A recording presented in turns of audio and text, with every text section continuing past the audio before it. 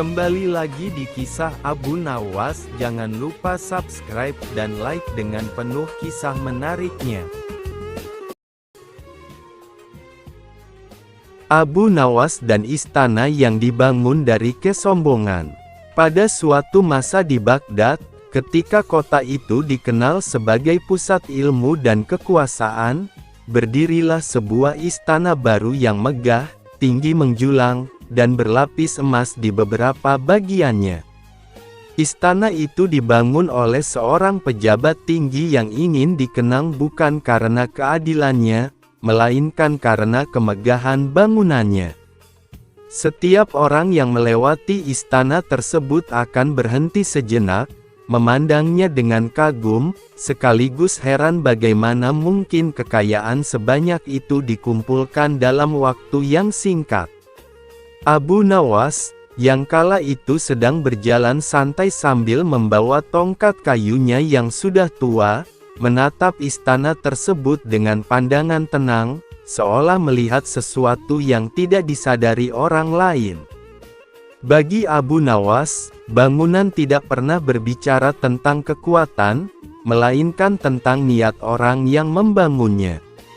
Ia memperhatikan para pekerja yang masih hilir mudik menyelesaikan bagian akhir istana, wajah mereka lelah, pakaian mereka sederhana, dan upah yang diterima seringkali terlambat. Abu Nawas menghela napas pelan, lalu melanjutkan langkahnya sambil bergumam bahwa kemegahan yang berdiri di atas penderitaan tidak akan pernah benar-benar kokoh. Beberapa hari kemudian, sang pejabat mengundang banyak orang untuk meresmikan istana tersebut. Para ulama, pedagang kaya, dan tokoh masyarakat diundang untuk menyaksikan perayaan besar yang dipenuhi hidangan lezat dan pertunjukan mewah. Abu Nawas pun menerima undangan itu, meskipun banyak orang bertanya-tanya mengapa seorang seperti dia diundang ke acara semewah itu. Abu Nawas datang dengan pakaian yang sama seperti biasanya, bersih namun sederhana, tanpa menunjukkan keinginan untuk dipuji atau dihormati. Ketika jamuan berlangsung, sang pejabat berdiri dengan dada dibusungkan, menceritakan betapa keras usahanya membangun istana tersebut dan betapa besar jasanya bagi negeri. Setiap kalimatnya dipenuhi kebanggaan, seolah tidak ada satupun bantuan atau pengorbanan orang lain di balik keberhasilannya. Para tamu mengangguk dan memuji, meski sebagian melakukannya karena takut, bukan karena tulus. Abu Nawas hanya diam, mendengarkan dengan senyum tipis yang sulit ditebak artinya. Tak lama kemudian, sang pejabat memandang Abu Nawas dan berkata dengan nada sedikit mengejek, "Wahai Abu Nawas, bagaimana menurutmu istana yang kubangun ini? Apakah engkau pernah melihat bangunan semegah ini sebelumnya?" Semua mata tertuju pada Abu Nawas, menunggu jawaban yang dianggap remeh atau lucu, karena mereka terbiasa melihatnya sebagai penghibur. Abu Nawas berdiri perlahan, memandang sekeliling istana dengan saksama, lalu menatap sang pejabat dengan wajah tenang. Dengan suara yang lembut namun jelas, ia berkata bahwa istana itu memang tinggi dan indah, tetapi ia tidak yakin apakah istana tersebut cukup kuat untuk menahan satu hal yang paling berat di dunia. Orang-orang mulai berbisik, heran dengan ucapannya yang terdengar aneh. Sang pejabat tertawa dan bertanya dengan nada meremehkan, "Apakah yang paling berat di dunia menurutmu, wahai Abu Nawas?" Abu Nawas tersenyum tipis dan menjawab bahwa yang paling berat bukanlah batu, bukan pula emas, melainkan kesombongan manusia yang menolak kebenaran. Suasana mendadak hening, karena kata-kata itu terasa menusuk, meski diucapkan tanpa nada marah. Abu Nawas melanjutkan ucapannya dengan tenang, mengatakan bahwa bangunan apapun yang didirikan di atas kesombongan akan retak perlahan, meski tidak terlihat oleh mata. Ia menjelaskan bahwa kesombongan membuat seseorang tuli terhadap keluhan orang kecil dan buta terhadap doa orang yang terzalimi. Banyak tamu mulai menundukkan kepala, merasa kata-kata itu seolah ditujukan kepada diri mereka sendiri. Sang pejabat berusaha menahan amarahnya, namun wajahnya memerah. Ia merasa dipermalukan di hadapan banyak orang, tetapi tidak mampu membantah kata-kata Abu Nawas yang terdengar sederhana namun mengandung kebenaran. Abu Nawas lalu menutup ucapannya dengan mengatakan bahwa istana yang paling kokoh bukanlah yang dibangun dari batu dan emas, melainkan yang dibangun dari keadilan dan kejujuran. Malam itu, jamuan berakhir tanpa tawa yang riuh.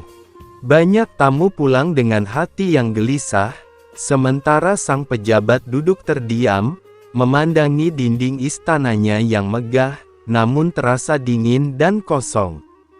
Abu Nawas melangkah pulang dengan tenang, seolah tidak terjadi apa-apa, karena baginya menyampaikan kebenaran bukanlah untuk menjatuhkan, melainkan untuk mengingatkan. Sejak hari itu, orang-orang mulai membicarakan kata-kata Abu Nawas, dan istana megah tersebut tidak lagi hanya dipandang sebagai simbol kekayaan, melainkan sebagai pengingat bahwa kemegahan tanpa keadilan hanyalah bayangan yang suatu saat akan runtuh oleh waktu. Hari-hari setelah perjamuan istana berlalu dengan suasana yang tidak lagi sama. Meskipun dinding istana masih berdiri megah dan para penjaga tetap berjaga dengan sikap tegap, ada kegelisahan yang mulai merayap perlahan ke dalam hati sang pejabat. Setiap langkahnya di lorong-lorong panjang istana terasa lebih berat, seolah batu-batu besar di bawah kakinya menyimpan bisikan yang tidak dapat ia pahami. Kata-kata Abu Nawas yang sederhana namun tajam terus terngiang di telinganya, mengusik pikirannya bahkan saat ia berusaha menikmati kemewahan yang selama ini dibanggakannya. Sang pejabat mulai memperhatikan bahwa orang-orang di sekitarnya tidak lagi memujinya dengan suara lantang seperti dulu. Senyum para pelayan terlihat kaku, dan tatapan mereka sering kali menghindar ketika ia lewat. Ia mengira semua itu hanya perasaan semata, tetapi jauh di lubuk hatinya, ia tahu bahwa rasa hormat yang lahir dari ketakutan tidak akan pernah bertahan lama. Kesombongan yang dulu memberinya rasa percaya diri kini berubah menjadi beban yang membuat dadanya terasa sempit. Sementara itu, di sudut kota Baghdad yang lebih sederhana, Abu Nawas menjalani hari-harinya seperti biasa. Ia duduk bersama para pedagang kecil, mendengarkan keluh kesah mereka tentang pajak yang mencekik dan janji pejabat yang tak kunjung ditepati. Abu Nawas tidak banyak berbicara, tetapi setiap kali ia memberi tanggapan, ucapannya selalu menenangkan, seolah ia mengingatkan bahwa kesabaran bukanlah tanda kelemahan, melainkan kekuatan yang diuji oleh waktu. Suatu sore, seorang utusan istana datang menemui Abu Nawas. Dengan sikap hormat yang dibuat-buat, utusan itu menyampaikan bahwa sang pejabat ingin bertemu secara pribadi. Banyak orang di sekitar Abu Nawas terkejut, bahkan ada yang memperingatkannya agar berhati-hati, karena pertemuan dengan orang berkuasa seringkali membawa niat yang tidak jelas. Abu Nawas hanya tersenyum, mengangguk pelan, dan berkata bahwa kebenaran tidak pernah takut pada pertemuan. Ketika Abu Nawas memasuki istana, ia merasakan suasana yang berbeda dari sebelumnya. Lorong-lorong yang dulu dipenuhi tawa kini terasa sunyi, dan kemewahan yang ada tampak dingin, seolah kehilangan ruh. Sang pejabat menyambutnya dengan wajah yang lebih pucat, tanpa senyum congkak yang dulu selalu menghiasi bibirnya. Ia mempersilakan Abu Nawas duduk, lalu terdiam cukup lama, seakan mencari kata-kata yang tepat. Akhirnya sang pejabat berbicara, mengakui bahwa sejak perjamuan itu, ia tidak pernah merasa tenang. Ia bertanya kepada Abu Nawas bagaimana mungkin sebuah ucapan sederhana mampu mengguncang hatinya sedemikian rupa. Abu Nawas menjawab dengan tenang bahwa hati manusia memang diciptakan untuk mengenali kebenaran, meskipun akal sering kali menolaknya demi mempertahankan kebanggaan diri. Abu Nawas lalu berkata bahwa kesombongan adalah tirai tipis yang menutupi mata hati. Selama tirai itu ada, seseorang akan melihat dunia sesuai keinginannya sendiri, bukan sebagaimana adanya. Sang pejabat menunduk, menyadari bahwa selama ini ia lebih sibuk menjaga citra daripada memperhatikan amanah yang diembannya. Ia mulai memahami bahwa kekuasaan bukanlah hadiah, melainkan ujian yang paling berat. Percakapan itu berlangsung lama, diwarnai keheningan yang penuh makna. Abu Nawas tidak menghakimi, tidak pula menggurui, melainkan hanya mengingatkan bahwa setiap bangunan yang ingin bertahan lama harus memiliki fondasi yang benar. Ia mengatakan bahwa keadilan kepada orang kecil adalah fondasi yang tidak terlihat, tetapi tanpa itu, kemegahan apapun akan rapuh. Setelah Abu Nawas meninggalkan istana, sang pejabat duduk sendiri hingga larut malam.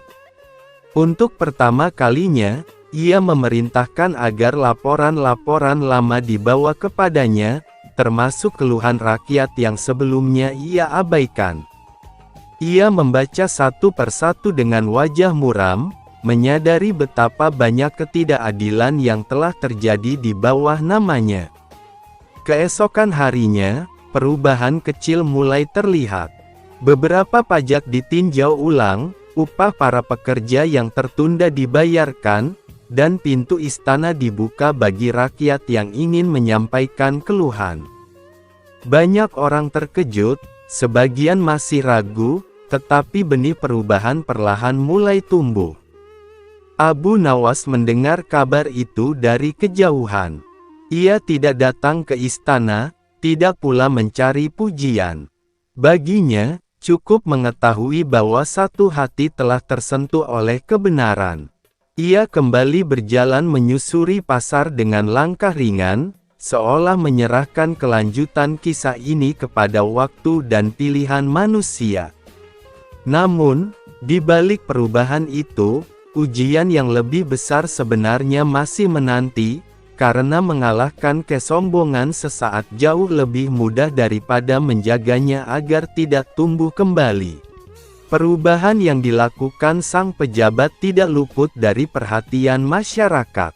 Dalam waktu yang tidak terlalu lama, kabar tentang kebijakan yang lebih adil dan sikap yang lebih terbuka menyebar ke seluruh penjuru Baghdad. Orang-orang yang sebelumnya mengeluh mulai merasakan kelegaan, dan mereka yang dulu takut kini berani berbicara. Namun, bersama dengan rasa lega itu, datang pula pujian yang mengalir deras, lebih deras daripada sebelumnya, karena kini pujian itu dibungkus dengan rasa harapan. Setiap hari, sang pejabat menerima ucapan terima kasih, doa, dan sanjungan. Banyak yang menyebutnya sebagai pemimpin yang berubah, bahkan ada yang mulai memujinya sebagai teladan keadilan. Pada awalnya, pujian itu ia terima dengan hati-hati, mengingat nasihat Abu Nawas tentang kesombongan. Ia berusaha menundukkan kepala dan mengingat bahwa perubahan sejati bukanlah untuk dipuji, melainkan untuk memperbaiki amanah. Namun, manusia seringkali lebih lemah terhadap pujian daripada terhadap celaan. Perlahan, tanpa ia sadari, rasa bangga mulai kembali menyelinap ke dalam hatinya. Ia mulai merasa bahwa perubahan itu sepenuhnya adalah hasil kebijaksanaannya sendiri, bukan karena kesadaran akan kesalahan. Setiap senyum rakyat yang ditemuinya mulai ia hitung sebagai bukti kehebatannya, bukan sebagai pengingat tanggung jawab. Di sisi lain, Abu Nawas mengamati semua itu dari kejauhan. Ia mendengar pujian-pujian yang berlebihan dan senyum yang terlalu cepat diberikan kepada kekuasaan. Ia tahu bahwa pujian adalah ujian yang halus, lebih halus daripada kemarahan atau ancaman. Abu Nawas berkata kepada beberapa sahabatnya bahwa seseorang yang baru belajar rendah hati akan mudah tergelincir ketika merasa telah berhasil. Suatu hari, sang pejabat mengadakan pertemuan besar untuk merayakan apa yang ia sebut sebagai era keadilan baru. Di hadapan banyak orang, ia menyampaikan pidato panjang tentang keberhasilannya membawa perubahan. Meskipun kata-katanya terdengar indah, ada nada kebanggaan yang mulai mendominasi. Ia menyebut namanya sendiri berkali-kali, seolah keadilan lahir dari dirinya, bukan dari kesadaran akan amanah. Abu Nawas hadir di antara kerumunan itu, berdiri di belakang, tidak mencolok. Ketika pidato hampir berakhir, sang pejabat memanggilnya ke depan, berharap Abu Nawas akan memuji dan mengukuhkan citra barunya di hadapan rakyat. Semua mata tertuju pada Abu Nawas, menunggu ucapan yang dianggap akan menghibur sekaligus memuliakan. Abu Nawas melangkah maju dengan tenang. Ia tidak langsung berbicara, melainkan memandang wajah-wajah di hadapannya, wajah yang penuh harapan namun juga mudah terpengaruh. Dengan suara lembut, ia bertanya kepada sang pejabat apakah ia masih ingat alasan pertama kali melakukan perubahan. Sang pejabat terdiam sejenak, lalu menjawab bahwa ia ingin memperbaiki kesalahan. Abu Nawas mengangguk pelan, lalu berkata bahwa niat yang benar akan rusak ketika seseorang mulai menjadikannya alasan untuk dibanggakan. Ia menjelaskan bahwa keadilan bukanlah pakaian yang dikenakan saat ingin dipuji, melainkan beban yang harus dipikul setiap hari, bahkan ketika tidak ada yang melihat. Kata-katanya membuat suasana menjadi hening, karena banyak yang menyadari bahwa mereka juga mudah terbuai oleh tampilan luar. Sang pejabat merasakan dadanya kembali sesak.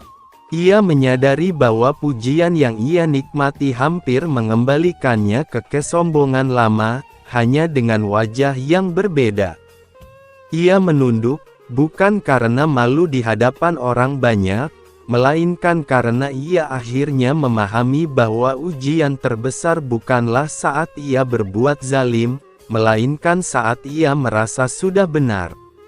Abu Nawas menutup ucapannya dengan mengatakan bahwa istana kesombongan tidak selalu dibangun dari kejahatan, tetapi seringkali dari kebaikan yang dipamerkan. Orang-orang terdiam, merenungkan makna kata-kata itu. Sang pejabat pun memerintahkan agar pertemuan diakhiri tanpa perayaan, tanpa pujian, dan tanpa sanjungan. Sejak hari itu, ia mulai menjaga dirinya dari pujian yang berlebihan. Ia memilih bekerja dalam diam, memperbaiki tanpa banyak bicara, dan mendengarkan lebih banyak daripada berbicara. Abu Nawas kembali menghilang dari pusat perhatian, karena baginya, keberhasilan nasihat adalah ketika namanya tidak lagi disebut. Namun, perjalanan belum usai. Di balik ketenangan yang baru tumbuh, masih ada godaan yang lebih besar, karena kekuasaan selalu menemukan cara untuk menguji manusia dengan cara yang paling tak terduga. Waktu berjalan pelan, namun pasti. Musim berganti, wajah-wajah di Baghdad berubah, dan peristiwa datang silih berganti. Sang pejabat kini menjalani hari-harinya dengan cara yang jauh berbeda dari masa lalu. Ia tidak lagi mencari pujian, tidak pula memamerkan kebijakan.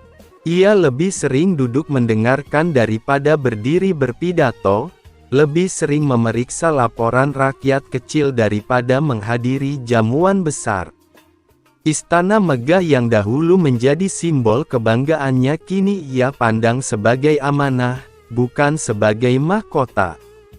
Suatu ketika, datanglah masa sulit bagi negeri. Hasil panen menurun, perdagangan melambat, dan kas negara mulai tertekan. Banyak penasihat mendesaknya untuk menaikkan pajak dan mengorbankan rakyat kecil demi menjaga kemegahan dan stabilitas kekuasaan. Usulan itu terdengar masuk akal di telinga sebagian orang, karena mereka terbiasa menyelamatkan istana terlebih dahulu sebelum memikirkan penderitaan di luar temboknya. Sang pejabat duduk termenung semalaman.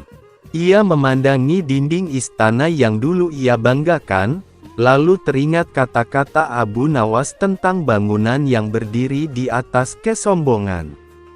Untuk pertama kalinya, ia mempertimbangkan pilihan yang tidak pernah ia pikirkan sebelumnya. Ia memerintahkan agar sebagian hiasan istana dilepas dan dilebur, bukan untuk dirinya, melainkan untuk membantu rakyat yang terdampak krisis. Keputusan itu mengejutkan banyak pihak, bahkan membuat sebagian pejabat lain marah dan menentangnya. Ketika keputusan itu diumumkan, sebagian rakyat tidak langsung percaya. Mereka telah terlalu sering dikecewakan oleh janji kekuasaan. Namun, ketika bantuan benar-benar sampai, ketika pajak tidak dinaikkan dan justru diringankan, perlahan kepercayaan mulai tumbuh. Sang pejabat tidak berdiri di depan rakyat untuk menerima pujian. Ia memilih menyaksikan dari kejauhan, dengan hati yang tenang namun waspada. Di tengah semua itu, Abu Nawas kembali muncul, seperti biasa, tanpa undangan dan tanpa pengumuman. Ia datang ke istana dengan langkah ringan, seolah hanya ingin memastikan sesuatu telah selesai.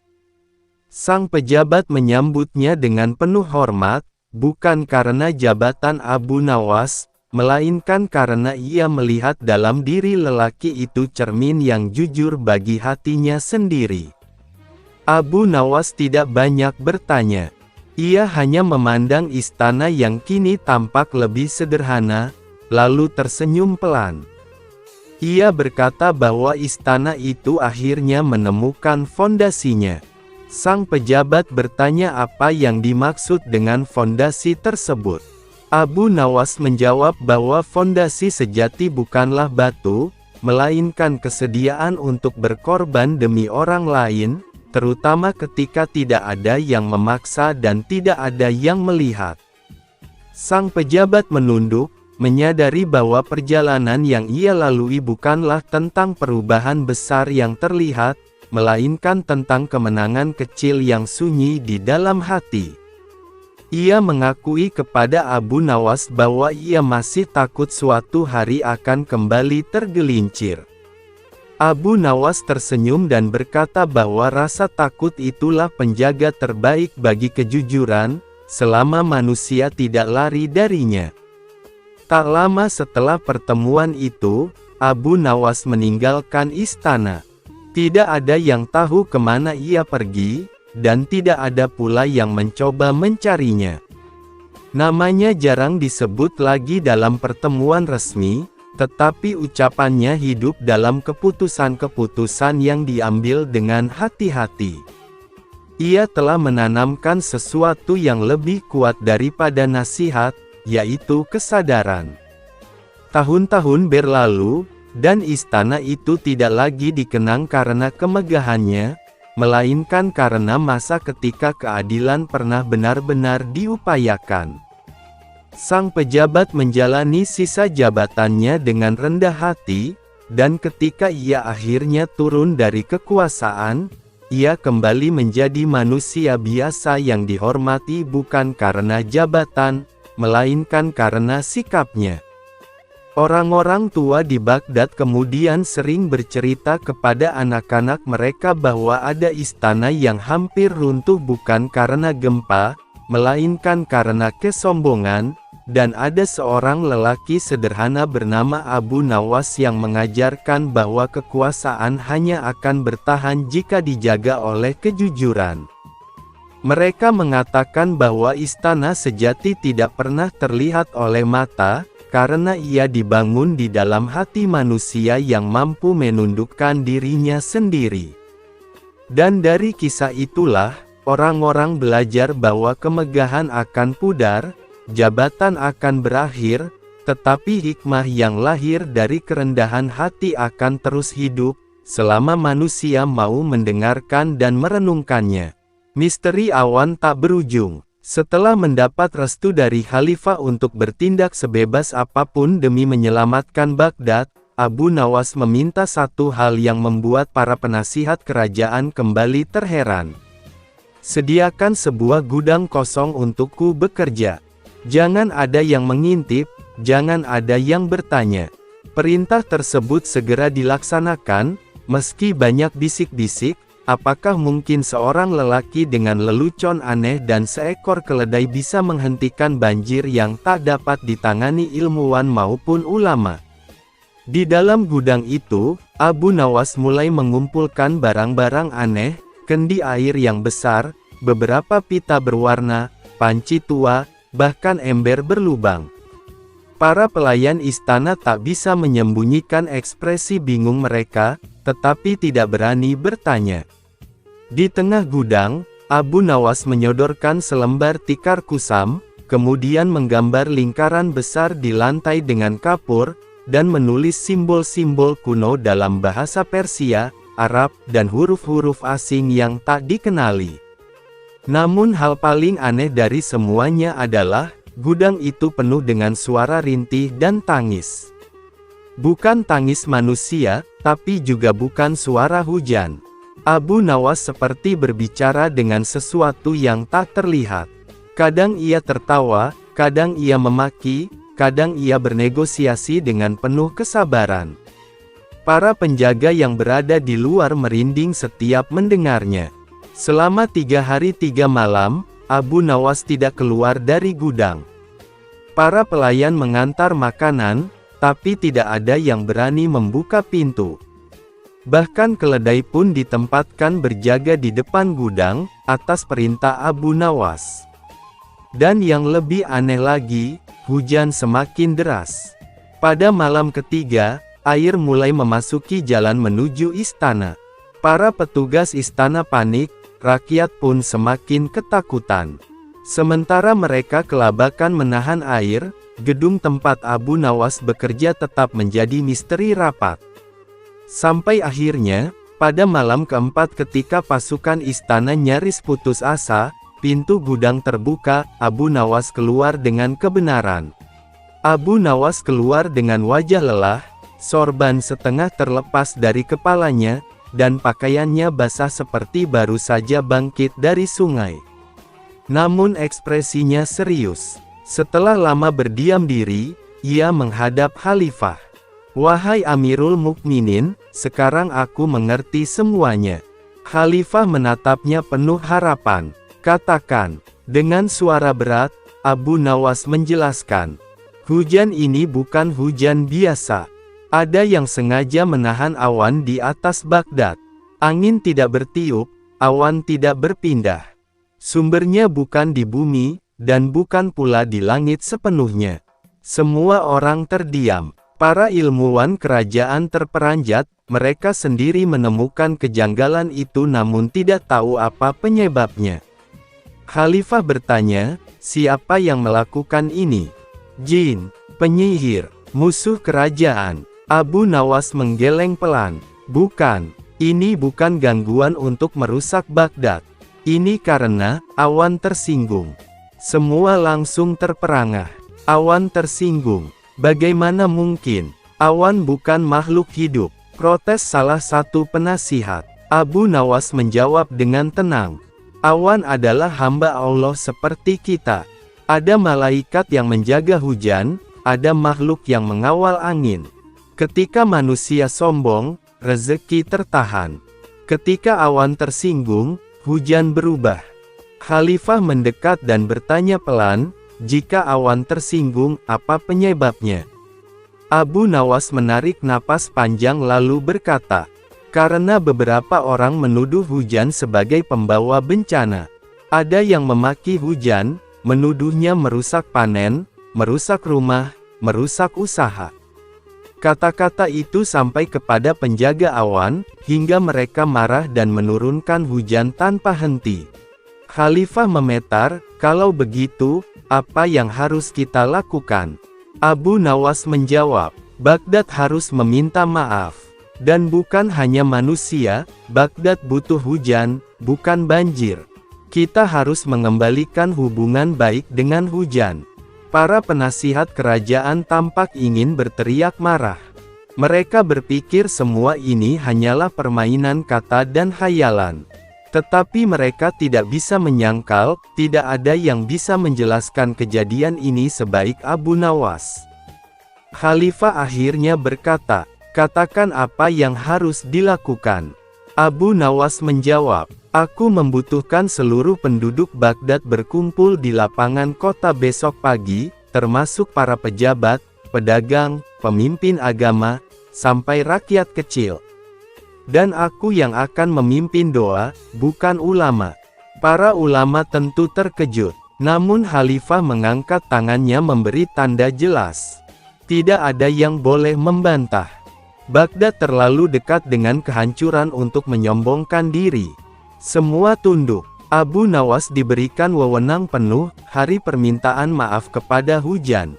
Pagi harinya, meski cuaca basah dan banjir makin parah, seluruh penduduk Baghdad berkumpul di lapangan pusat kota. Mereka berdiri dalam air setinggi mata kaki sampai lutut. Anak-anak digendong agar tidak tenggelam. Wajah semua orang letih, tetapi penuh harapan. Di atas panggung darurat berbentuk rakit besar, Abu Nawas berdiri bersama keledainya. Seorang ulama besar bertanya ragu, wahai Abu Nawas, apakah ini bukan penghinaan terhadap agama?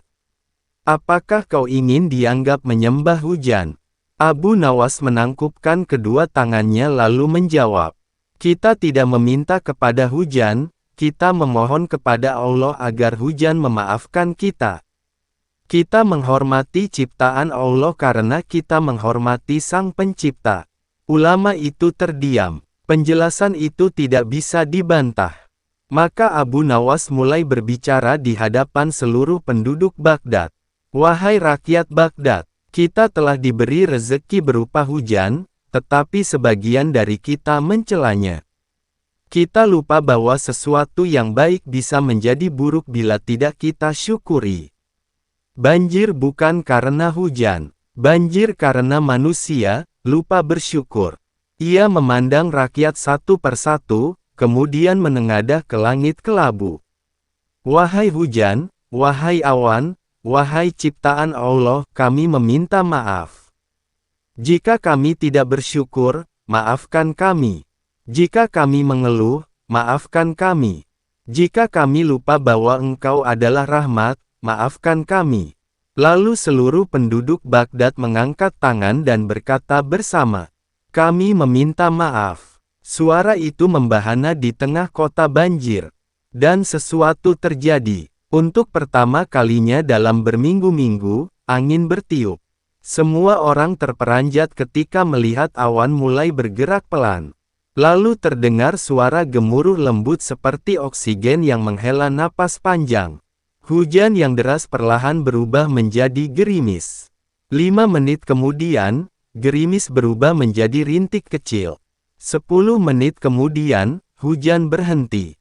Orang-orang menangis. Ada yang bersujud di tanah, ada yang mengangkat anaknya sambil tertawa, ada yang memeluk orang asing yang bahkan tidak dikenal. Baghdad terselamatkan. Tapi kisah ini belum selesai. Kecurigaan para pejabat. Ketika rakyat Baghdad merayakan keajaiban itu, ada beberapa orang dari kalangan istana yang tidak senang. Mereka merasa dipermalukan, karena Abu Nawas menyelesaikan sesuatu yang bahkan mereka tidak bisa lakukan. Di sebuah ruangan rahasia, 3 penasihat kerajaan berkumpul. Salah satu berbisik dengan keras. Tidak mungkin semua ini hanya karena kata-kata. Abu Nawas pasti punya muslihat. Dia pasti bersekongkol dengan penyihir untuk menciptakan hujan dan membuat kita tertipu. Yang lain menimpali. Khalifah semakin mempercayainya. Bila dibiarkan, ia akan lebih berpengaruh dari kita semua. Dan yang ketiga, dengan wajah licik, berkata, kalau begitu, kita harus membuktikan bahwa Abu Nawas bukan penyelamat. Kita harus membuat hujan kembali, dan menyalahkannya. Mereka saling bertukar pandang, dan senyum jahat muncul di wajah mereka. Sedikitpun mereka tidak tahu bahwa dari sudut ruangan yang gelap, seekor keledai sedang mendengarkan dengan serius. Keledai itu milik Abu Nawas. Dan seperti biasa, bila keledai Abu Nawas sudah ikut bermain, maka akan ada kejadian besar berikutnya. Abu Nawas dan pejabat yang ingkar janji. Pada suatu hari di negeri Baghdad yang makmur dan penuh warna, kabar besar berhembus di antara rakyat kecil bahwa seorang pejabat kerajaan yang terkenal dengan lidah manisnya telah berjanji akan membuka lowongan pekerjaan besar-besaran untuk warga miskin. Janji itu seperti cahaya harapan di tengah kehidupan rakyat yang mulai sulit karena musim kemarau panjang membuat hasil panen menurun, dagangan sepi, dan banyak kepala keluarga tak punya pekerjaan tetap. Ketika berita itu terdengar di pasar Baghdad, semua orang menaruh harapan besar, bahkan sebagian rakyat berdoa di masjid agar janji itu benar-benar terlaksana. Di antara kerumunan orang yang mendengar kabar itu berdirilah Abu Nawas, yang terkenal, dengan kecerdikan dan kelucuannya, tersenyum sambil mengelus janggutnya yang tipis seraya bergumam, kalau pejabat berjanji, aku harus siap-siap tertawa atau bersedih, sebab kadang janji mereka lebih cepat hilang dari embun pagi yang tersapu matahari. Ucapan itu membuat beberapa orang di sekitarnya tertawa kecil, tapi Abu Nawas melangkah santai ke arah istana. Niatnya sederhana, ingin melihat apakah janji itu sungguh-sungguh atau hanya angin kosong yang ditiupkan untuk menyenangkan hati rakyat. Sesampainya di depan istana, ia melihat ratusan rakyat sudah berdiri mengantre dengan berbagai ekspresi. Ada yang membawa surat lamaran di kertas lusuh, ada yang menulis di daun pisang, bahkan ada yang hanya membawa doa dan harapan. Suasana ramai itu membuat hati Abu Nawas tergerak, merasa harus ikut memastikan keadilan ditegakkan.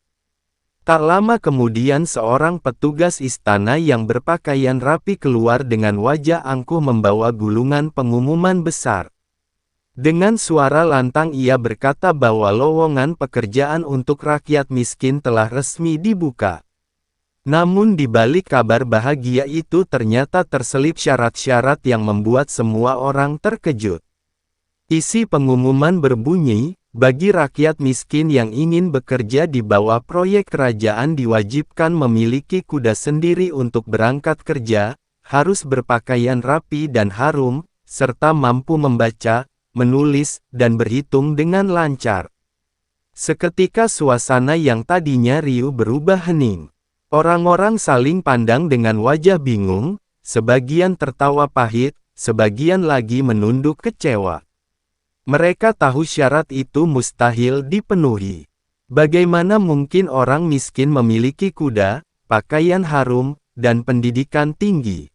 Lalu Abu Nawas melangkah maju ke depan barisan dan berkata lantang, "Wahai tuan pejabat yang terhormat, kalau semua rakyat miskin memenuhi syarat itu, maka mereka tidak perlu lagi mencari pekerjaan, karena sudah kaya."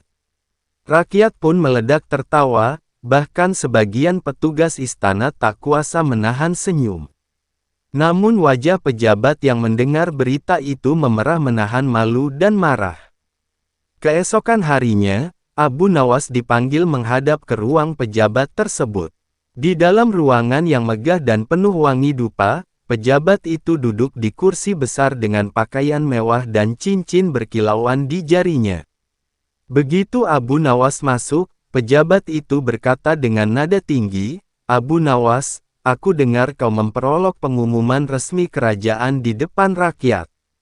Apa maksudmu?" Abu Nawas menundukkan kepala sedikit lalu berkata dengan tenang, "Tuan, aku tidak memperolok.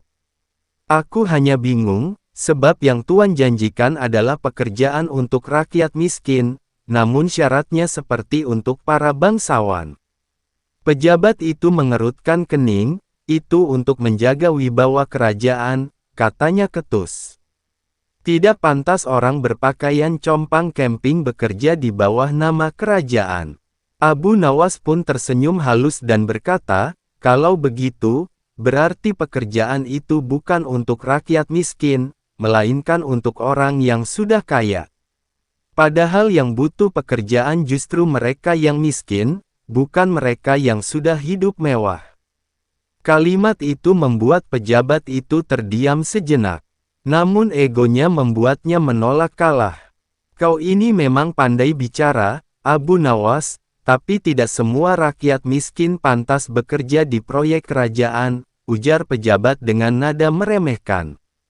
"Kalau begitu," jawab Abu Nawas tegas namun sopan, "izinkan aku menjelaskan mengapa mereka pantas.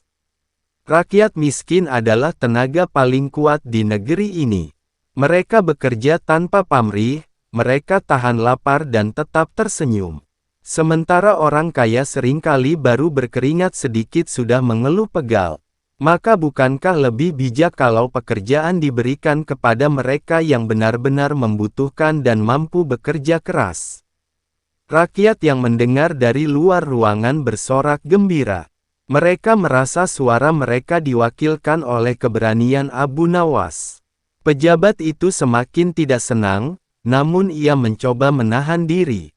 "Baiklah, Abu Nawas," katanya, "kalau kau pandai bicara, aku akan memberimu satu ujian. Jika kau berhasil menjawabnya, aku akan membuka lowongan untuk rakyat miskin. Tetapi jika kau gagal, kau harus membersihkan halaman istana selama seminggu." Abu Nawas tersenyum tenang dan berkata, "Baik, Tuan. Tapi kalau saya menang, Tuan harus menepati janji dan meminta maaf kepada rakyat di depan umum." Pejabat itu mengangguk setuju lalu berkata, "Baik, pertanyaannya sederhana. Jika kau memiliki satu perahu dan di dalamnya ada 5 orang, seorang pejabat, seorang miskin, seorang pedagang, seorang raja, dan seekor kucing, tapi perahu itu hanya dapat menampung 4 orang agar tidak tenggelam, siapa yang harus turun dari perahu?" Abu Nawas tersenyum penuh arti lalu berkata, "Tentu yang harus turun adalah pejabat itu sendiri." Pejabat itu langsung berteriak, "Apa? Mengapa harus aku?" Abu Nawas menjawab santai, "Karena pejabat biasanya hanya pandai berjanji dan tidak membantu mendayung perahu. Mereka membuat perahu berat dengan kata-katanya, bukan dengan tindakannya." Rakyat yang mendengar di luar istana kembali tertawa terbahak-bahak, sementara wajah pejabat memerah seperti cabai matang menahan malu, lah berusaha mencari alasan untuk membalik keadaan. "Baiklah, kali ini kau menang dengan lidahmu yang tajam, tapi aku punya pertanyaan kedua. Kau bilang rakyat miskin berhak mendapatkan pekerjaan.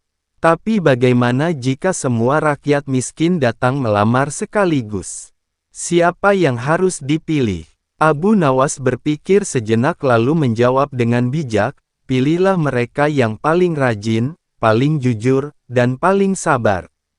Bukan yang paling harum pakaiannya atau paling indah penampilannya. Sebab keharuman sejati tidak datang dari minyak wangi, tapi dari keringat kejujuran." Kata-kata itu menusuk hati pejabat yang mendengarnya. Dalam hati kecilnya ia tahu Abu Nawas benar, namun gengsi membuatnya diam 1000 bahasa. Hari itu berlalu, dan tak lama kemudian rakyat Baghdad dikejutkan dengan pengumuman baru.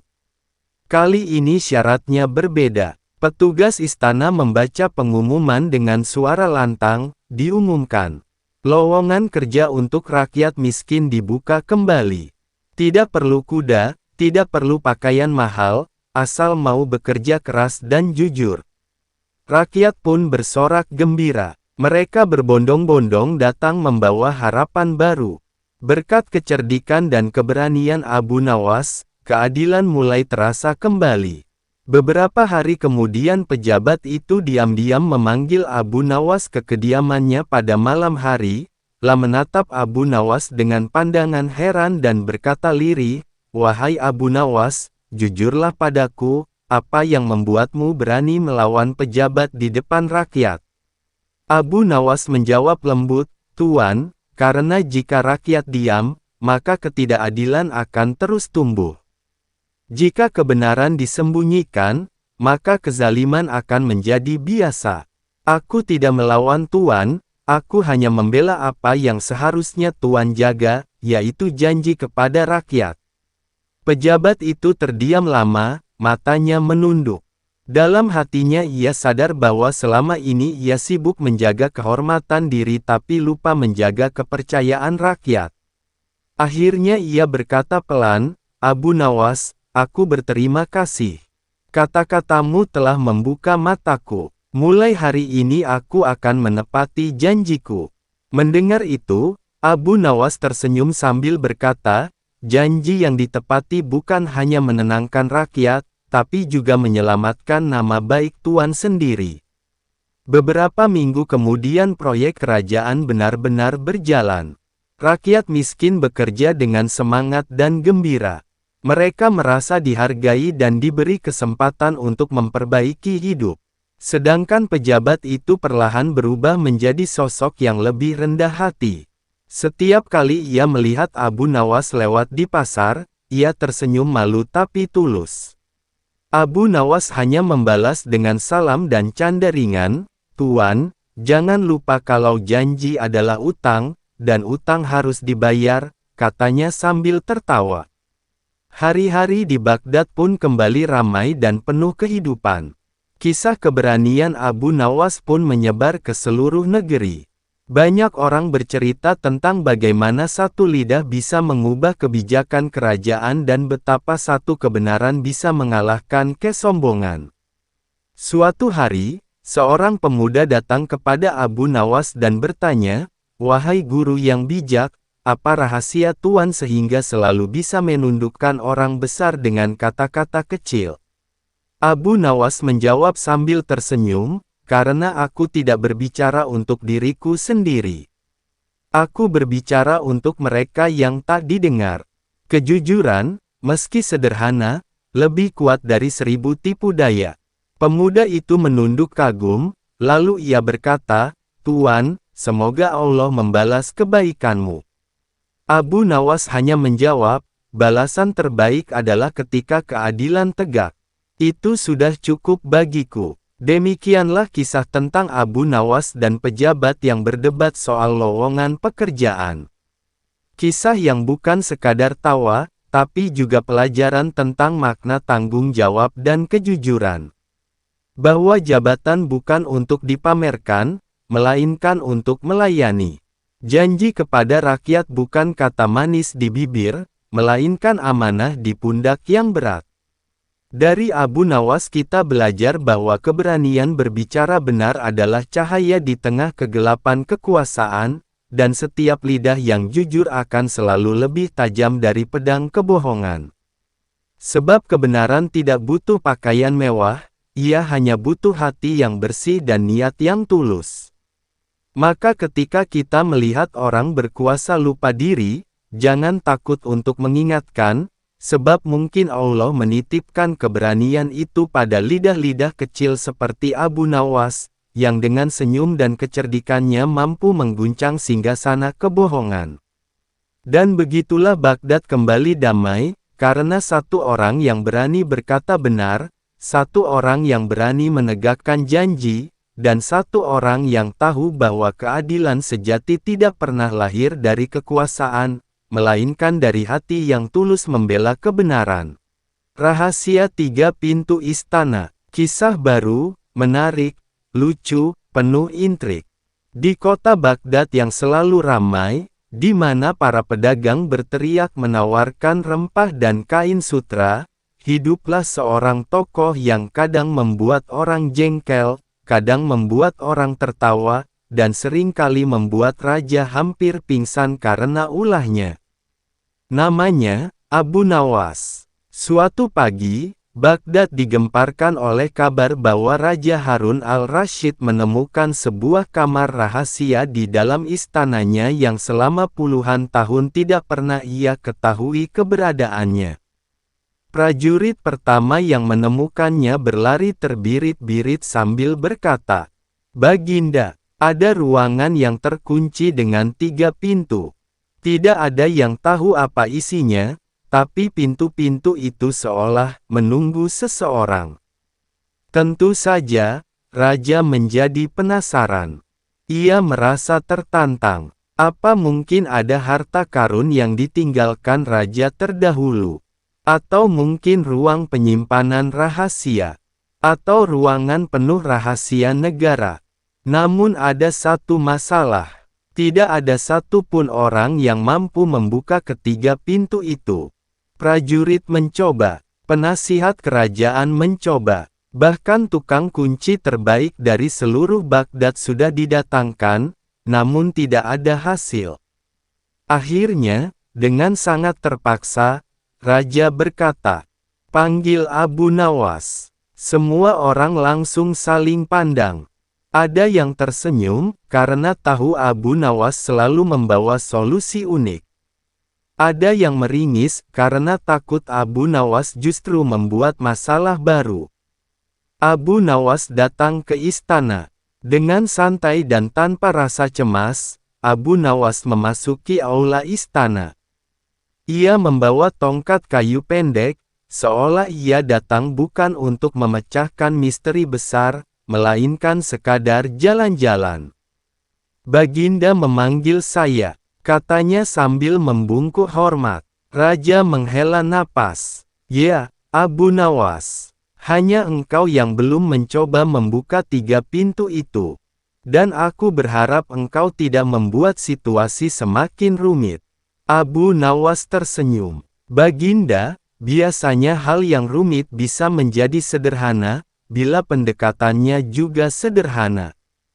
Raja mengangkat alis. "Jangan membuatku pusing sebelum kau bekerja." 3 pintu misterius. Raja mengantar Abu Nawas ke ruangan rahasia itu. Di dalamnya, ada 3 pintu besar, masing-masing memiliki tulisan aneh di atasnya. Pintu pertama, barang siapa masuk, tidak akan kembali. Pintu kedua, barang siapa masuk, akan kehilangan sesuatu. Pintu ketiga, barang siapa masuk, akan menemukan kebenaran. Semua penasihat istana berbisik-bisik ketakutan. Sungguh mengerikan. Pintu pertama pasti jebakan. Pintu kedua justru lebih berbahaya. Namun Abu Nawas tertawa. "Baginda," katanya sambil menunjuk ke tulisan 3 pintu itu, "sebelum saya buka, izinkan saya bertanya satu hal." "Apa itu?" tanya Raja. "Siapa yang menulis ini?" Raja mengerutkan dahi. Tidak ada yang tahu. Ruangan ini sudah terkunci mungkin puluhan tahun. Abu Nawas tersenyum miring. "Kalau begitu, mungkin tulisan itu tidak menakutkan, hanya menyesatkan." Teka-teki dimulai. Abu Nawas mendekati pintu pertama. Ia mengetuknya perlahan dengan tongkat kayunya. Suara pintu itu menggema, tapi tidak ada suara lain. Kemudian ia berkata pelan, "Jika seseorang masuk dan tidak kembali, mungkin pintu ini adalah pintu yang tidak memiliki jalan kembali. Mungkin hanya ada satu arah." Semua penasihat saling melongo. Apa maksudnya? Abu Nawas tidak menjawab. Ia melangkah ke pintu kedua. Barang siapa masuk, akan kehilangan sesuatu. Ia mengulang tulisan itu. Bisa jadi sesuatu yang hilang, bukan barang. Bisa saja rasa takut, atau beban pikiran, atau kesombongan. Raja mulai tertarik. Aku belum memikirkan itu. Terakhir, Abu Nawas berdiri di depan pintu ketiga. Dan pintu yang katanya menemukan kebenaran, biasanya yang seperti itu bukan tempat yang nyaman. Raja mengangguk. Abu Nawas menoleh dan berkata, "Baginda, boleh saya membuka pintu pertama?" Semua penasihat langsung panik. "Jangan, bahaya. Biarkan raja saja yang memutuskan." Raja mengangkat tangan menenangkan mereka. Biarkan Abu Nawas mencoba. Pintu pertama dibuka. Dengan santai Abu Nawas menarik gagang pintu pertama. Pintu itu terbuka perlahan, mengeluarkan suara berderit yang panjang. Semua orang memegang napas. Ketika pintu terbuka penuh, mereka semua menatap ke dalam. Dan, ternyata, ruangan itu buntu. Tidak ada apa-apa. Tidak ada lubang jebakan. Tidak ada harta karun. Tidak ada buaya. Tidak ada jin. Hanya ruangan kosong yang ujungnya sebuah dinding batu. Penasihat kerajaan langsung jatuh terduduk. Astaga, ini cuma ruangan kosong. Jadi maksud tulisan itu apa? Abu Nawas tersenyum dan berkata, "Barang siapa masuk, memang tidak akan kembali.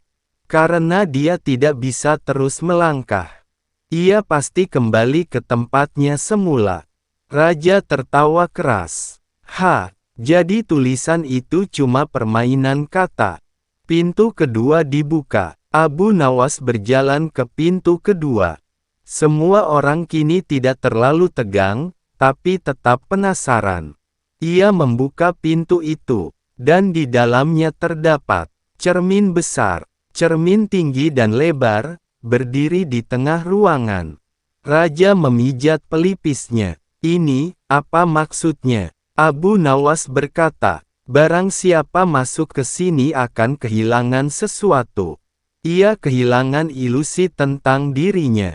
Karena cermin tidak bisa dibohongi." Penasihat kerajaan saling pandang. Ada yang merasa malu karena melihat kenyataan dirinya yang tidak ideal. Ada yang memalingkan muka. Raja mengangguk pelan. "Benar juga." Pintu ketiga dibuka. Semua orang kini menunggu pintu terakhir dengan penuh penasaran. Pintu ini bertulisan, "Barang siapa masuk, akan menemukan kebenaran." Ketika pintu ketiga dibuka, semua orang terkejut. Di dalamnya terdapat kotak kecil, sangat sederhana, hampir seperti kotak tempat menyimpan bumbu dapur. Abu Nawas mengangkat kotak itu, meniup debunya, lalu membuka tutupnya. Di dalamnya ada selembar kertas tua. Abu Nawas membacanya keras-keras. "Kebenaran yang sesungguhnya bukanlah apa yang kau temukan di luar dirimu, melainkan apa yang mampu kau pahami dari dirimu sendiri." Semua penasihat terdiam. Raja pun tertegun. "Ini," katanya pelan, "ini pesan yang sangat dalam." Abu Nawas tersenyum. "Baginda, 3 pintu ini bukan untuk membuka misteri istana, melainkan membuka misteri diri sendiri." Twist besar, siapa pembuat 3 pintu? Raja memandang Abu Nawas. "Abu Nawas, apakah kau tahu siapa yang membuat 3 pintu ini?" Abu Nawas menghela napas panjang. "Jika saya boleh berpendapat, Baginda, hanya orang yang sangat bijaksana, sangat suka bermain teka-teki, dan sangat gemar memberi pelajaran hidup, yang bisa membuat ruangan seperti ini." "Siapa?" tanya Raja penasaran. Abu Nawas tersenyum lebar. "Baginda sendiri." Semua orang tercengang. Raja terdiam. Dan perlahan-lahan, matanya melebar. Sungguh aneh, tapi, ya, sepertinya aku pernah, beberapa puluh tahun lalu, saat aku masih muda. Rupa-rupanya, 3 pintu itu dibuat raja sendiri ketika masih muda, sebagai latihan kebijaksanaan untuk dirinya di masa tua. Tetapi waktu berlalu, ia lupa sama sekali. Dan Abu Nawas justru mengingatkannya. Raja tertawa keras dan memeluk Abu Nawas sambil berkata, "Engkau memang gila, tapi engkau juga jenius." Abu Nawas menjawab sambil tertunduk. "Baginda," kata orang, "kebijaksanaan tidak datang dari umur panjang, tetapi dari keberanian untuk memahami diri sendiri." Setelah menemukan arti dari ketiga pintu itu, seluruh istana dipenuhi rasa takjub.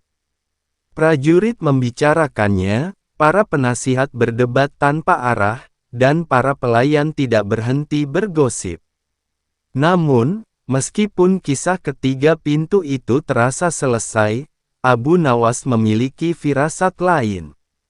Ia menatap dinding ruangan itu dengan penuh curiga.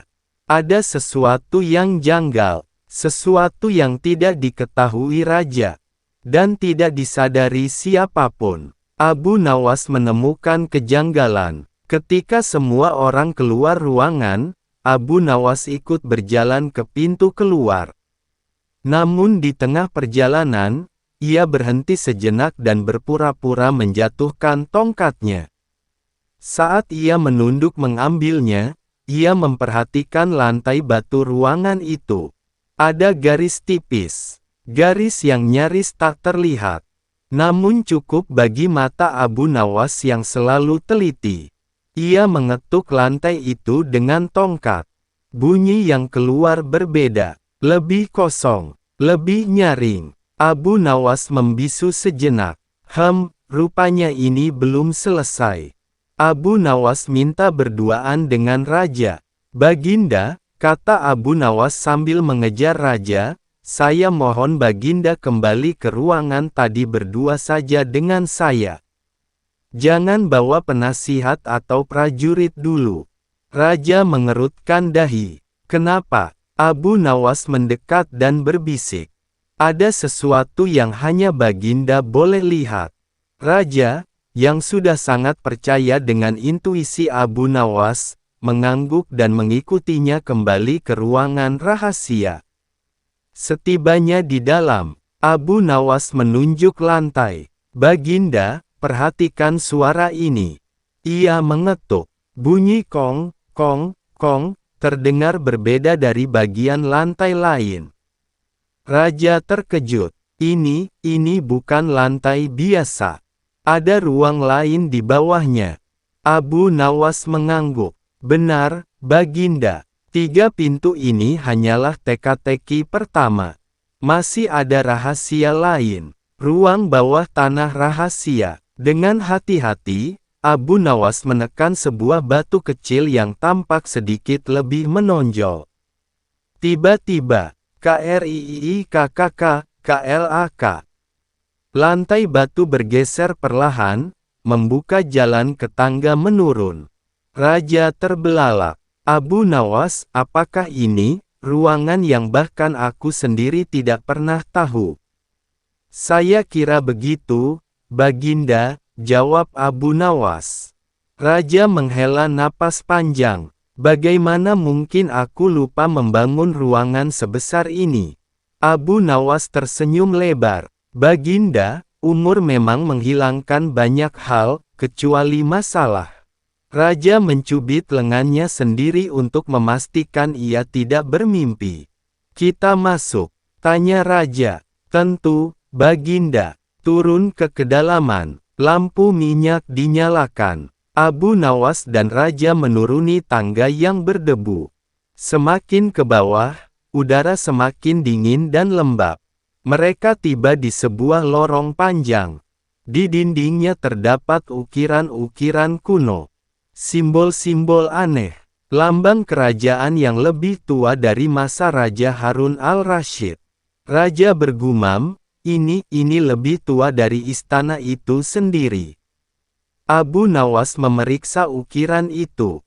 Baginda, lihatlah ukiran ini. Ada 3 burung, 3 bintang, dan 3 kunci. Raja mengangguk pelan. Jadi 3 pintu tadi hanyalah permukaan dari teka-teki yang lebih besar. Mereka melangkah maju. Ruangan besar, harta karun atau bahaya. Setelah berjalan puluhan langkah, mereka tiba di sebuah pintu batu besar. Di atasnya tertulis, barang siapa membuka pintu ini harus siap menanggung akibat kebenaran. Raja menelan ludah. Abu Nawas, apakah ini aman? Saya sendiri tidak tahu, Baginda. Tapi kebenaran memang seringkali menyulitkan. Raja memijit pelipis. Baiklah, ayo buka. Dengan tenaga bersama, mereka mendorong pintu batu itu. Gedderrrr. Pintu itu terbuka, dan di baliknya, terdapat ruangan luas berisi harta emas, permata, manuskrip kuno, dan baju zirah berlapis emas. Raja ternganga. Ini harta karun kerajaan terdahulu. Abu Nawas berjalan perlahan ke tumpukan manuskrip. Tidak hanya harta benda, Baginda, tetapi juga ilmu dan rahasia masa lalu. Raja bersinar seperti anak kecil menemukan mainan baru. Ini luar biasa. Kita kaya raya. Namun saat raja ingin masuk lebih dalam, Abu Nawas tiba-tiba menahannya. Baginda, tunggu. Apa lagi? Tanya raja resah. Saya melihat sesuatu di sudut ruangan itu. Raja menoleh. Di sudut ruangan, ada peti kayu hitam kecil. Sangat kontras dengan harta lain. Sangat mencurigakan. Sangat tidak wajar. Peti hitam yang tidak boleh dibuka. Abu Nawas berjalan mendekat. Peti itu kecil, tua, dan memiliki tulisan di tutupnya. Barang siapa membuka peti ini akan melihat apa yang seharusnya tidak ia ketahui. Raja langsung mundur 2 langkah. Abu Nawas, mungkin kita tinggalkan saja peti itu. Abu Nawas justru tersenyum tipis. Baginda, kalimat seperti ini biasanya bukan peringatan, tetapi tantangan. Raja menutup wajah dengan kedua tangan. Abu Nawas, jangan bilang kau ingin membukanya. Baginda, Abu Nawas menatap raja serius. Hampir seluruh masalah di dunia ini terjadi karena 2 hal. Kita membuka sesuatu yang seharusnya tidak dibuka, atau kita tidak membuka sesuatu yang seharusnya dibuka. Raja ingin marah, tapi tidak bisa, karena perkataan itu terlalu benar. Akhirnya ia berkata lirih, "Baik, tapi buka perlahan, dan aku berdiri di belakangmu." Rahasia yang mengubah segalanya. Abu Nawas menyentuh peti itu. Tangannya gemetar sedikit, entah karena takut, atau karena rasa penasaran. Ia membuka kancing pengaitnya. Klik, ia perlahan mengangkat tutup peti. Dan di dalamnya, mereka menemukan, bukan harta, bukan racun, bukan jebakan, melainkan selembar surat tua. Abu Nawas mengambilnya dan membaca. Wahai penguasa masa depan, ketahuilah bahwa kerajaan ini tidak akan runtuh karena perang atau kekeringan, melainkan karena rahasia para pemimpinnya sendiri. Raja langsung pucat. Ini maksudnya apa, Abu Nawas?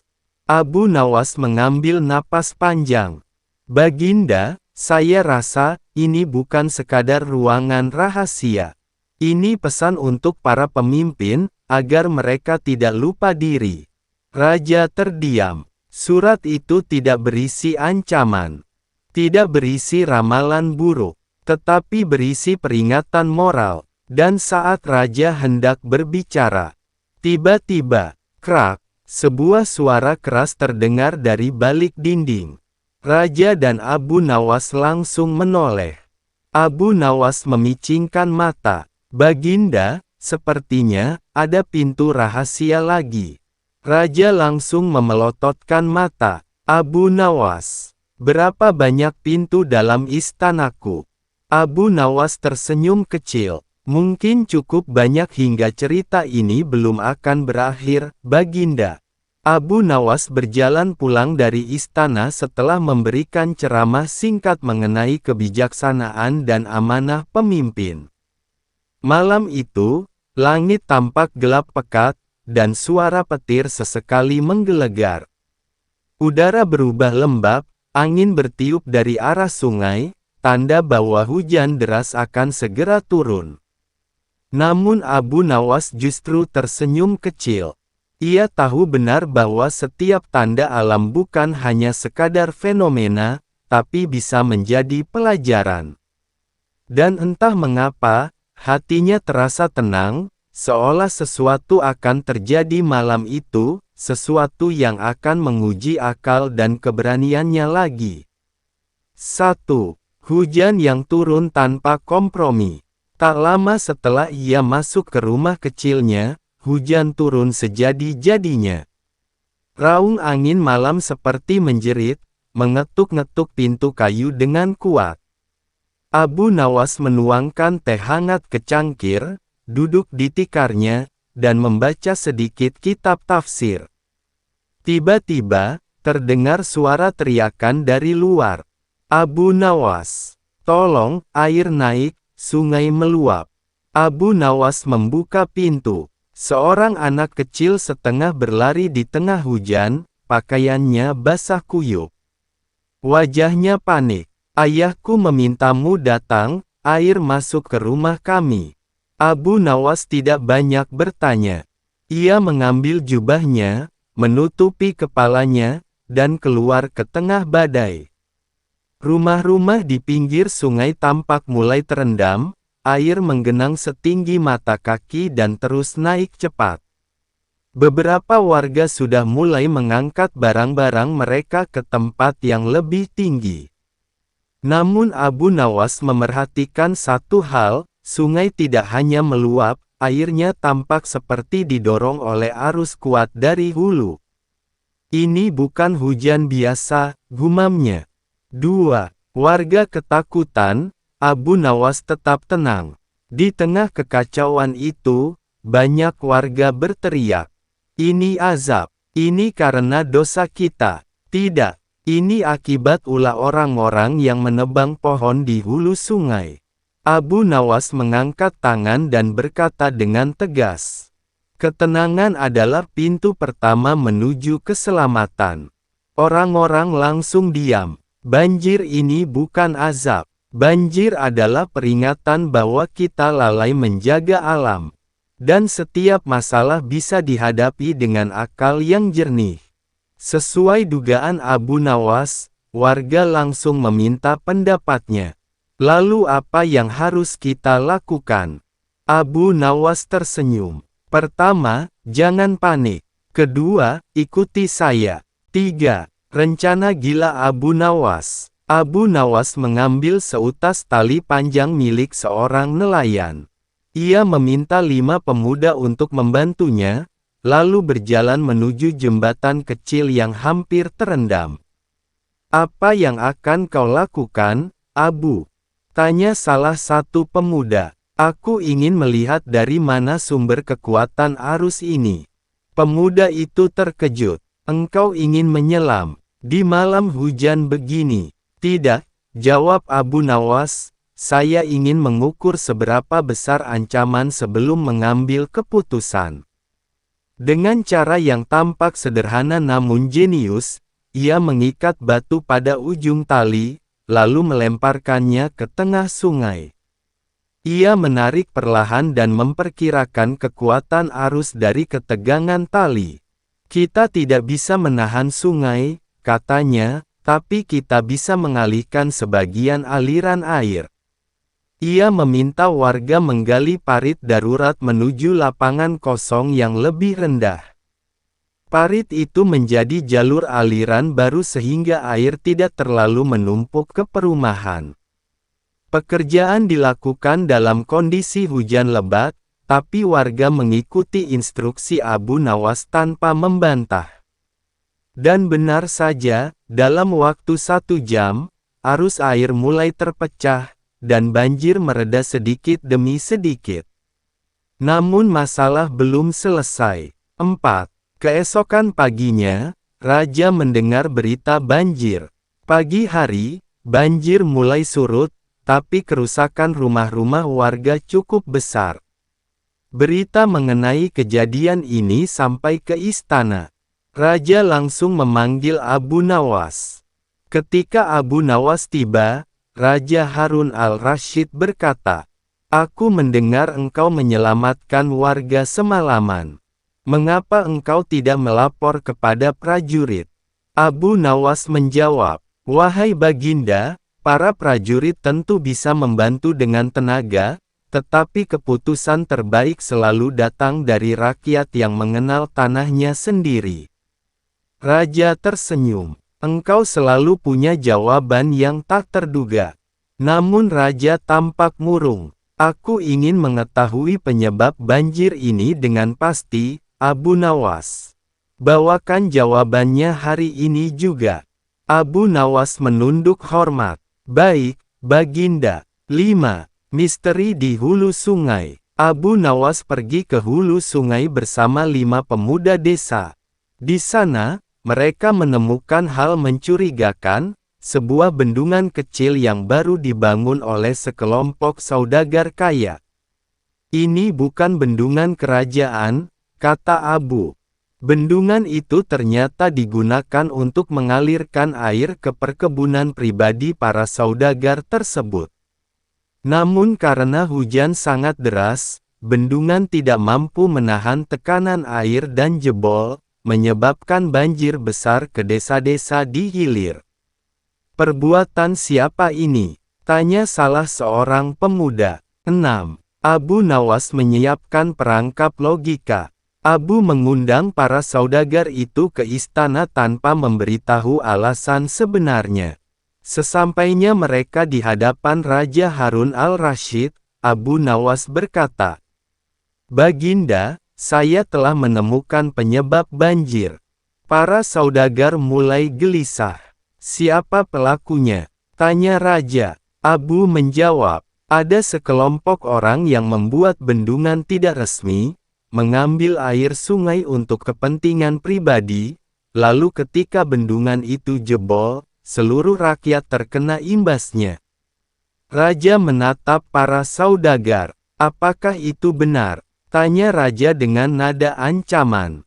Namun para saudagar tidak berani mengaku. Mereka hanya diam, menunduk. Abu Nawas lalu berkata, "Jika mereka tidak berani mengaku, izinkan hamba bertanya satu hal, siapa di antara kalian yang merasa sungai ini adalah milik pribadi?" Para saudagar pun terjebak. Mereka tahu jika mereka mengangkat tangan, itu sama saja mengakui kejahatan. Tapi jika mereka tidak mengangkat tangan, maka Raja bisa menghukum mereka karena telah melanggar aturan tanpa izin. Sebelum mereka sempat menjawab, Abu Nawas berkata, "Wahai Baginda, sungai tidak pernah menolak memberi air kepada siapapun. Tetapi yang membuat masalah adalah manusia yang merasa air itu hanya hak mereka." Raja langsung mengerti. "Penjarakan mereka sampai mereka mengembalikan seluruh kerugian rakyat." Para saudagar gemetar ketakutan. Abu Nawas mendapat penghargaan tak terduga.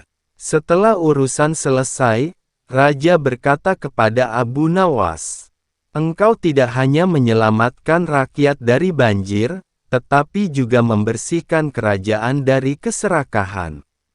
Apa yang kau inginkan sebagai hadiah?" Abu Nawas berkata, "Baginda, saya hanya ingin satu hal." "Apa itu?" Sediakan lahan datar di dekat sungai untuk dijadikan taman umum. Bukan untuk saya, tapi untuk rakyat yang rumahnya rusak. Mereka membutuhkan tempat untuk memulai lagi. Raja terharu. Permintaanmu menunjukkan hatimu lebih luas daripada sungai itu. 8. Penutup yang menghangatkan hati. Beberapa hari kemudian, taman itu dibangun. Warga desa bekerja bersama-sama. Mereka menanam pohon, merapikan tanah, dan membuat tempat bermain untuk anak-anak. Dan di tengah taman itu, sebuah papan kecil dipasang. Tulisan pada papan itu berbunyi, "Banjir menguji kekuatan, kebersamaanlah yang menyelamatkan." Abu Nawas melihat tulisan itu sambil tersenyum. Ia tahu, selama manusia belajar dari musibah dan tidak mengulangi kesalahan yang sama, maka setiap bencana akan berubah menjadi keberkahan. Dan begitulah, kisah Abu Nawas dan banjir itu menjadi cerita yang dikenang oleh seluruh rakyat selama bertahun-tahun.